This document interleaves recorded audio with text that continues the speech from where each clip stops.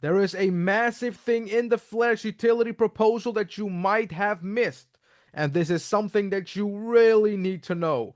I have discussed this in my previous video, but I have not gone deeper into it up until right now. What is going on, everybody? It's King Karan with another Flare content for you guys, and I'm going to talk about Fire, a brand new system on the Flare network. And I was talking about this in my previous video, but I was just talking about it like what it will do, but not really deeper. And the deeper you go, the crazier things you are going to find out about Fire. So what is Fire? For the new people who have not seen my previous video, Fire stands for Flare Income Reinvestment Entity.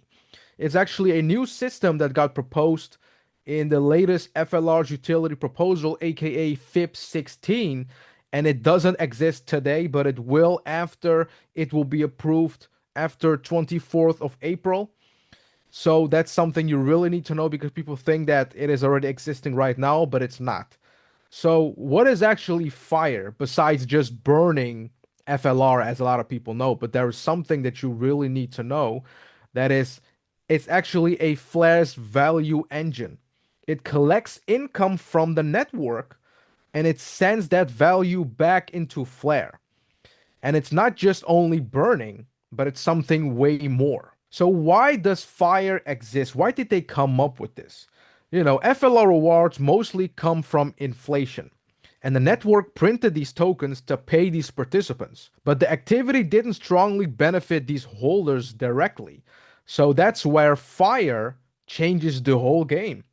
Now the network usage can support FLR itself, as Fire collects the revenue from multiple sources. So you can think about F assets, activities with FXRP, F Bitcoin, and soon to be with multiple F assets, with FDC data, with future confidential compute, so FCC, that will also take rewards from that. So there are things that are going to happen where Fire is already positioned for all of that, even the future protocols, where Fire will take revenue and put it back into FLR. And it can also be even the protocol service fees, right? And eventually MEV, everybody's talking about that because obviously Fire is, in my opinion, going to grab most of the rewards from MEV.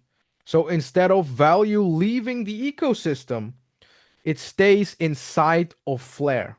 And that is with thanks to Fire. So now you're asking, what does Fire actually do with that money, with all of these revenue that Fire will grab? Well, Fire can burn FLR like we all know, but it can also buy FLR from the market. I didn't even knew about it. And it can also support validator rewards. It can even support staking rewards, so making sure that these staking APIs are going up. So in general, Fire is going to help to grow the entire Flare's ecosystem, especially focusing on FLR. So just one more time, Fire is not just going to be a burning engine that is just going to collect rewards and just going to burn it. It's a network treasury system, actually, if you think about it. And the biggest part people are actually missing about MEV is that Fire is going to take profits from arbitrage, from these liquidations, from block ordering advantages. So all of the things that the validators are actually keeping as profits, you have Fire who is going to take that and direct it back to FLR. And this is massive because let me show you a poster over here, which is actually comparing Fire with multiple blockchains. And as you can see, Ethereum is just burning fees. You have BNB who does buybacks and burns only. You have Hyperliquid who captures protocol revenue. And Fire is actually trying to combine everything all together. Fire is actually checking all of these boxes way more than all these other blockchains out there. So what the Flare team actually did is actually making sure that Fire is targeting a lot of other revenues in order to turn that into FLR or burn FLR, or just making sure that something valuable comes out of it. And just like you can see over here, you have other blockchains out there who are just doing 1/3 of it. And Fire is doing everything out of that. And why this actually matters to the FLR holders. I mean, you're watching this video, you really want to know about it, like, hey, where do I benefit? Here's the thing. FLR benefits from lower inflation, right? As we all know, the lower the inflation, the better. The higher the burn pressure, also the better. Better protocol revenue, it's also a big plus for FLR, and obviously the MEV capture, which is really bullish for FLR. So the more the ecosystem grows, if it comes to mintings of F assets or more network activities on the Flare network, the more it is beneficial for FLR because the more revenue will be made, the more Fire can grab and turn it into something valuable and also burn Flare at the same time. And this is also something you guys need to realize is that this is not just a regular burn or we're just going to capture this value a little bit and just turn it into FLR. No, this is a rebrand what is happening right now in front of us. Like with this proposal going to be surpassed very soon in the next couple of weeks, you're about to realize that they are changing the entire FLR tokenomics. It's a completely different token model, what they are going to do with this. And there is obviously a controversial part of this if it comes to the Flash utility proposal. And that controversial part is actually that Fire is managed by the Flare Foundation. It's not some governor thing that people can vote how much burning will happen or how much will it put into FLR. So this is something that some people will like or some people will not like. But I will show you a video where Hugo Filion is explaining this very well.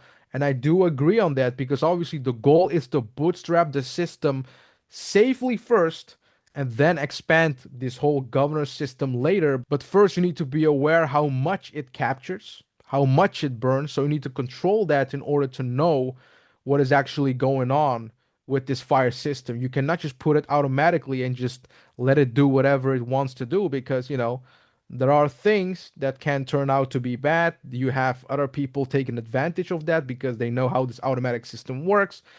You have a lot of things that will come eventually when you're going to make sure that a system like this will be automatic.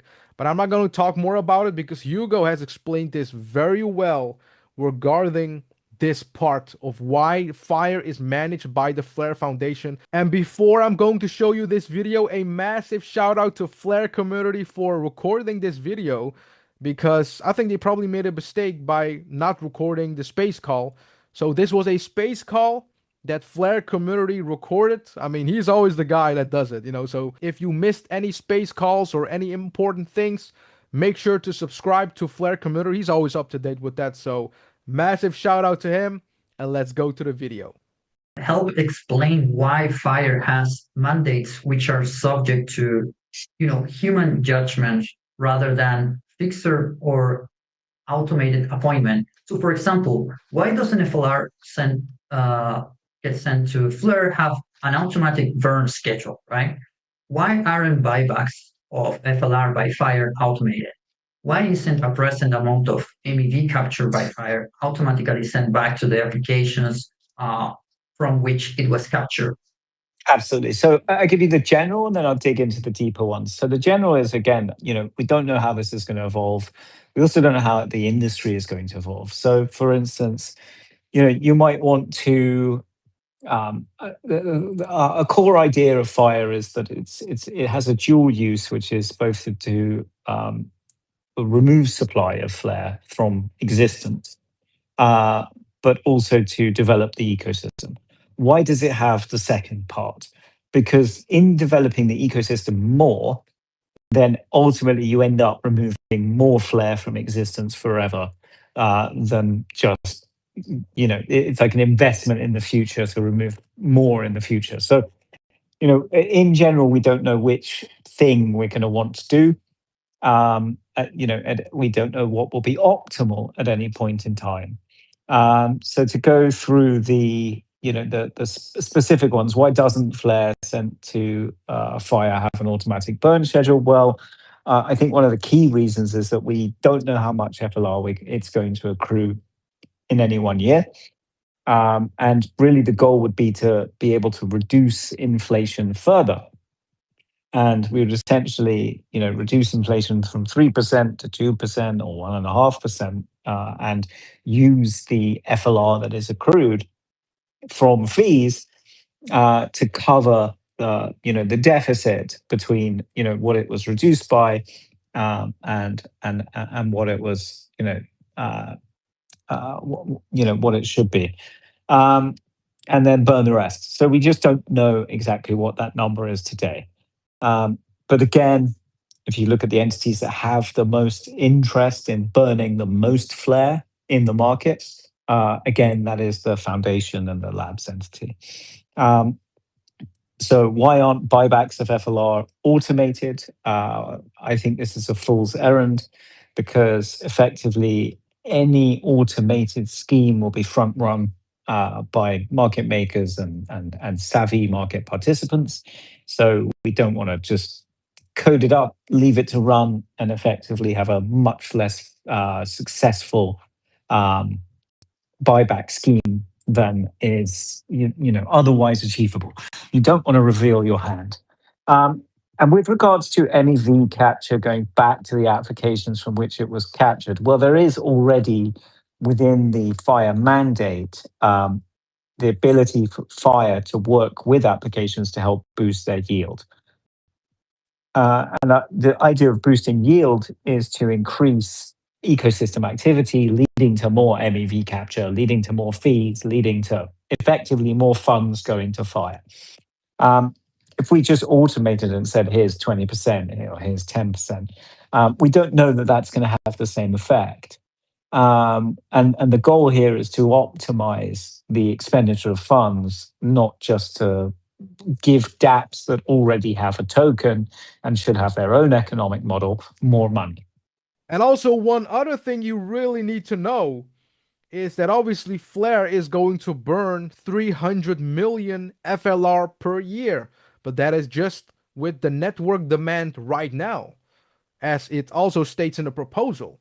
But now the thing is, what will happen once this demand is going to increase, and how large will the burning eventually happen? As I got a question over here, a tweet from myself, which states, in the FLR utility proposal, it states that the burning is estimated at around 300 million FLR per year based on today's activity. But what happens if Hugo Fillion's 5 billion FXRP minting prediction becomes reality this year and TVL grows around 33x? Would FLR burn move into the billions per year? I mean, if this happens, this is crazy. If this will be reality, because obviously Hugo Fillion has predicted that we will reach around 5 billion in FXRP mintings mid this year or maybe later this year. And now with this burning thing, which is 300 million per year with this demand, when that demand will grow 33 times, does it also mean that the burning will go with the same ratio? Because if that's the case, it will go into billions of FLR per year. So we do need answers on this. I still didn't got any answers to this. So if you're watching this video, go ahead on X, man. Go ahead and keep on asking around because I still need answers on that, because this can be a way bigger thing. Because if it's going to burn billions, I mean, I don't expect this to burn so drastically where the supply will just dry up very fast. I mean, I know there is some balance here and there, but this is really a legit question. Like, will this burning rate also go one-on-one with the growth of TVL? So a lot of questions, a lot of excitements happening regarding the Flash utility proposal. Everybody's discussing about it, which I really love, because we as a community need to raise questions, need to add more ideas regarding this proposal. And before you know, after April 24th, this proposal will be either passed or it won't pass. And I think it will eventually, because this is going to be a massive thing for FLR, as this tokenomics model will change forever. And for the people who have not really listened to the entire space call, as I showed you just a little part of it, make sure to check it out. I will put a link down below on Flair's community channel, because he has recorded the entire space call. So I highly recommend you to check out the entire space call, as I will put it down below for you guys to check it out, because they're also going to talk about Songbird. And if you want to know about that, Well, you better watch that video from Flare community as he has recorded everything. And I hope that you guys have enjoyed this content. Make sure to like, subscribe, and don't forget to put something down below. Let me know what you think about this video, and I'll see you guys next time.